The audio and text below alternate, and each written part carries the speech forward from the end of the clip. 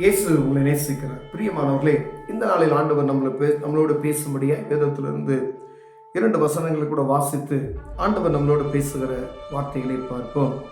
அது ரோமர் புஸ்தகம் 4வது அதிகாரம் 20வது வசனம் 21வது வசனம் எப்படியாக சொல்லுகிறது. தேவனுடைய வாக்குத்தத்தத்தை குறித்து அவன் விசுவாசமாய் சந்தேகப்படாமல் தேவன் வாக்குத்தத்தம் பண்ணினதை நிறைவேற்ற வல்லவராய் இருக்கிறார் என்று முழு நிச்சயமாய் நம்பி தேவனை மகிமைப்படுத்தி விசுவாசத்தில் வல்லவனானான். பிரியமானவர்களே, தேவனுடைய வாக்குத்தத்தை குறித்து அவன் அவ்விசுவாசமாய் சந்தேகப்படாமல் தேவன் வாக்குத்தத்தம் பண்ணினதை நிறைவேற்ற வல்லவராய் இருக்கிறார் என்று முழு நிச்சயமாய் நம்பி தேவனை மகிமைப்படுத்தி விசுவாசத்தில் வல்லவனானான். பிரியமானவர்களே, அநேக நேரங்களில் வாக்குத்தத்தங்களை நாம் பெற்றுக்கொள்கிறோம். அநேக வாக்குத்தத்தங்களை பெற்றுக்கொண்டுட்டு நாம் வாக்குத்தத்தத்தை சுதந்திரித்துக் கொள்ளுகிறோமா? ஆண்டவர் பண்ணின அந்த வாக்குத்தத்தம் என் வாழ்க்கையில நிறைவேறுகிறா என்று பார்த்தோமானால் காடுகளை வாங்கிறோம். ஆண்டவர் ஒரு வாக்குத்தத்தம், தனிப்படையா ஒரு வாக்குத்தத்தம், சர்ச்சில் ஒரு வாக்குத்தத்தம், வருஷம் முதல்ல ஒரு வாக்குத்தத்தத்தை வாங்கிறோம். ஒவ்வொரு மாதம் ஆண்டவர் ஒரு வாக்குத்தத்தத்தை கொடுக்கறது நான் பார்க்க முடிகிறது. முதல் நாள்ல தேவ சமூகத்துல நீங்க மாதம் முதல் நாள்ல போய் ஆராதனை செய்கிறோம். அப்பொழுது ஆண்டவர் ஒரு வாக்குத்தத்தத்தை கொடுக்கிறார். அந்த மாதம் முழுவதும் அந்த வாக்குத்தத்தத்துக்காக நாம் ஜெபிக்கிறவர்களாய் காணப்படுகிறோமா? இல்ல ஆண்டவர் அந்த வாக்குத்தத்தத்தை என் வாழ்க்கையில நிறைவேற்றி இருக்கிறாரா? அந்த வாக்குத்தத்தத்துல சொல்லப்பட்ட காரியத்தை நாம் நிறைவேற்றி இருக்குமா என்று பார்க்கும்படி அழைக்கப்படுகிறோம். பிரியமானவர்களே, பாருங்க, ஆபிரகாம் அவனுடைய கர்ப்பம் செத்தது 100 வயசு ஆயிடுச்சு. அந்த நேரத்தில் ஆண்டவர் ஒரு வாக்குத்தத்தத்தை கொடுக்கிறார். நீ உன்னுடைய சன்னதி மணலத்தனையா இருக்கும் என்று சொல்லி. அவர் அதெல்லாம் பார்க்கிறார். அவர் கர்ப்பம் செத்துருச்சு, நான் வயது சென்றவனாய் மாறிவிட்டேன், அதெல்லாம் அவர் கொஞ்சம் கூட யோசிக்கல. ஆனா வாக்கு கொடுத்தது யாரு? அது மாத்திரம் அவருக்கு தெரியும். பிரியமானவர்களே, சர்வ வல்லமையுள்ள தேவன் எனக்கு வாக்கு கொடுத்திருக்கிறார் என்று சொல்லி அந்த வாக்கு தத்தத்தை பிடித்து கொண்டு அவர் ஓடினதை நான் பார்க்க முடிகிறது. பாருங்க, தேவன் வாக்கு தத்தம் பண்ணினதை நிறைவேற்ற வல்லவராய் இருக்கிறார் என்று முழு நிச்சயமாய் நம்பி தேவனை மகிமைப்படுத்தி விசுவாசத்தில் வல்லவராய் ஆனார். பாருங்க, எத்தனை பேர் நம்ம ஆபிரகாமுடைய கதையை படித்து ஒருவேளை 30 வருஷம் படிக்கிற, 40 வருஷம் படிக்கிற, 50 வருஷம் படிக்கிற, 20 வருஷம் படிக்கிற, 15 வருஷம் படித்துக் கொண்டு இருக்கிறோம். இந்த வாக்கு தத்தம் ஆபிரகாமுக்கு நிச்சயமாய் கொடுக்கப்பட்டது. அவர் வாக்கு தத்தத்தில் வல்லவராய் மாறினார், அந்த விசுவாசத்தில் வல்லவராய் மாறினார் என்று வேதம் சொல்லுகிறது. பிரியமானவர்களே, ஆனா இதை நம்ம தியானித்துக் கொண்டு இருக்கிற நாம் எத்தனை பேர் எத்தனை வாக்கு தத்தங்களை என் வாழ்வில் உங்க வாழ்க்கையில சுதந்திரித்துக் கொண்டு என் தேவன் இதை செய்ய எனக்கு வல்லமையுள்ளவராய் இருந்தார் என்று முழு நிச்சயத்தோடு சொல்ல முடியும்? ஏன் அப்படின்னு சொன்னா, நமக்கும் ஆண்டவருக்கும் உள்ள நெருக்கம், எனக்கும் ஆண்டவருக்கும் உள்ள நெருக்கம், உங்களுக்கும் ஆண்டவருக்கும் உள்ள நெருக்கம் எப்படி இருக்கிறது என்று பார்த்து தான் ஆண்டவர் கொடுத்த அந்த வாக்குத்தத்தை நாம் சுதந்திரித்துக் கொள்ள முடியும். இதுல முன்னாடி இருக்கிற வசனங்களை நாம் வாசித்தோம் அப்படின்னா, பழைய ஏற்பாட்டின் காலத்துல ஆபிரகாமுடைய காலத்துல வாசித்த ஆபிரகாமுக்கு ஆண்டவர் சொல்றார், ஒரு தேசத்தை பார்த்து நீ போ அப்படின்னு சொல்றார். ஒன்னும் பேசல. இந்த தேசத்துக்கு அவர் கடந்து செல்கிறதை பார்க்க முடிகிறது. பிரியமானவர்களே, இதை செய்யாதான்னு அதை செய்ய மாட்டார். பாருங்க, அவருடைய சகோதரன் பிரிந்து போகும் பொழுது அவருக்கு சண்டையெல்லாம் பண்ணல. போ, உனக்கு 2 எல்லாம் அவன் பக்கத்துல இருக்கு, இவனுக்கு எது நன்மையோ அதை செய்ய அப்படின்னு சொல்லி சகோதரனுக்காய் வழிவிடுகிறதை பார்க்க முடிகிறது.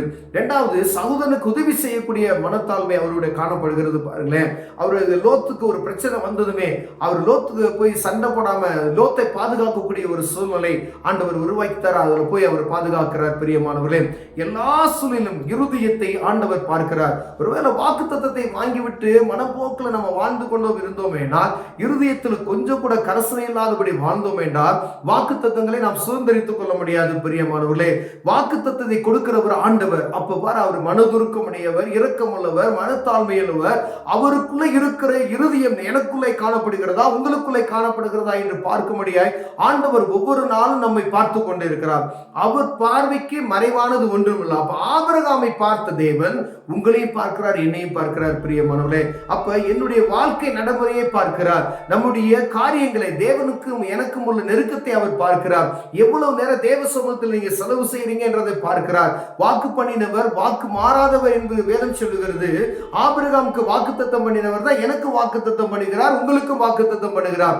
அப்ப இந்த மாதம் கொடுத்த வாக்குத்தத்தத்தை நான் சுதந்திரித்துக் கொள்கிறேனா, ஆண்டவர்கிட்ட தேவ சமூகத்தில், ஆண்டவரே இந்த வாக்குத்தத்தம் எனக்கு கொடுத்தீங்களே, இந்த வாக்குத்தத்தத்தை நான் சுதந்திரித்துக் கொள்வதற்கு என் தேவன் எனக்கு கிருபை பாராட்டுங்க அப்படின்னு சொல்லி தேவ சமூகத்தில் போய் கேட்கிறோமா? அந்த ஒவ்வொரு நாளும் அவருக்கும் எனக்கு உள்ள அந்த தொடர்பு எப்படி இருக்கிறது என்று பார்க்கும்படி ஆண்டவர் விரும்புகிறார். பிரியமானவர்களே, ஆபிரகாம் தேவ சமூகத்தில் எப்பொழுதும் காத்திருந்தார் பாருங்க. அவருக்கும் ஆண்டவருக்கு முதல்ல ஆண்டவர்கிட்ட தான் கேட்பார். ரெண்டாவது உலகம் எல்லா ஆஸ்தி அந்தஸ்தெல்லாம் பாருங்க, முதல்ல ஆண்டவருக்கு அவர் முதல் இடத்தை அவர் வைத்திருந்தார். அதனால அவர் கொடுத்த வாக்கு தத்தத்தை ஆண்டவர் சுதந்திரித்துக் கொண்டார். பிரியமானவர்களே, அவரை போல ஒரு விசுவாசத்தில் வல்லமையில் ஒருவரை பார்க்க முடியாது என்று வேதம் சொல்லுகிறது. அந்த ஆபிரகாமுக்கு இருந்த வாக்கு தத்தம் எனக்குள்ளும் உங்களுக்குள்ளும் இருக்கு. ஏன்னா நான் ஆபிரகாமினுடைய சன்னதி என்று அழைக்கப்படுகிறோம். அப்படின்னா அந்த வாக்கு தத்தம் எனக்கு, அந்த விசுவாசம் எனக்குள்ள நிறைவேற வல்லமையுள்ளவராய் இருக்கிறார் ஆண்டவர். அப்படின்னா நான் என்ன செய்யணும் அப்படின்னா, தேவ சமூகத்தில் எவ்வளவு நேரம் நான் ஜெபிக்கிறேன் என்று பார்க்கும்படியாக அழைக்கப்படுகிறோம். ஆண்டவர் ஒரு வாக்குத்தத்தை போதகர் நிமித்தமாகவோ, இல்லை நீங்க வேதம் வாசிக்கும் பொழுதோ, இல்லை ஒரு பிரசங்கியார் உங்களுக்கு பிரசங்கிக்கும் பொழுது ஆண்டவர் உங்களுக்கு ஒரு விசேஷமாய் ஒரு வாக்குத்தத்தை கொடுத்து ஜெபிக்கிறான்னு வச்சுக்கோங்க.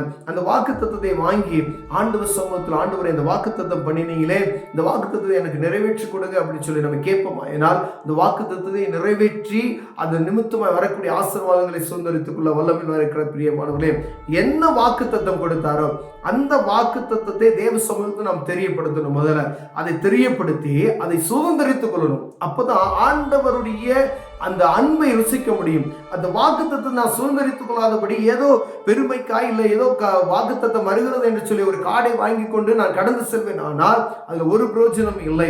அப்போ உங்க வாக்குத்தத்தை என்ன ஆச்சு, இந்த வருஷம் கொடுத்த வாக்குத்தத்தை என்ன ஆச்சு, நீங்க திரும்பி பார்த்தீங்கன்னா தெரியும். யூதாவே உனக்கு ஒரு அறுப்பு காலம் உண்டு என்று சொல்லி ஒரு வாக்குத்தத்தை ஆண்டவர் கொடுத்தார். உங்க அறுப்பு எப்படி இருக்கிறது, இது ஆண்டவர் கொடுத்த வாக்குத்தத்தை நிறைவேற்றி இருக்கிறதா என்று ஆண்டவர் பார்க்கும்படியா உதாரணமா உங்களோடு பேசிக்கொண்டு இருக்கிறார். ஒருவேளை வாக்குத்தத்தத்தை வாங்கினவர்களாய் மாத்திரம் அல்லாதபடி அதை சுதந்திரிக்க வல்லமையுள்ளவராய் இருக்கும்படி ஆண்டவர் உங்களோடும் என்னோடு பேசுகிறார். வாக்குத்தத்தத்தை சுதந்திரித்துக் கொண்டு ஆபிரகாமை போல அவருடைய சன்னதி என்று அழைக்கப்படுகிற நாம், வாக்குத்தத்தத்தின் பிள்ளைகள் என்று சொல்லப்படுகிற நாம், அந்த வாக்குத்தத்தத்தை சுதந்திரித்துக் கொண்டு இயேசு கிறிஸ்துவின் மீது அந்த விசுவாசத்தை வைப்போம். ஏனால் ஆண்டவர் நம்மை ஆசீர்வதிக்க வல்லமையுள்ளவராய் இருக்கிறார். கண்களை மூடுவோம், ஜெபம் செய்வோம். ஆண்டவரே, வாக்குத்தத்தத்தை வாங்கினால் மாத்திரமல்ல, அதுல விசுவாசத்துல பெருகச்சியை எங்களுக்கு கிருபை செய்வீராக. வாக்குத்தத்தத்துக்காய் மோடு நாங்கள் அதிக நேரங்களை செலவு செய்ய எங்களுக்கு உதவி செய்யும். இயேசுவின் நாமத்தில் பிதாவே, ஆமென்.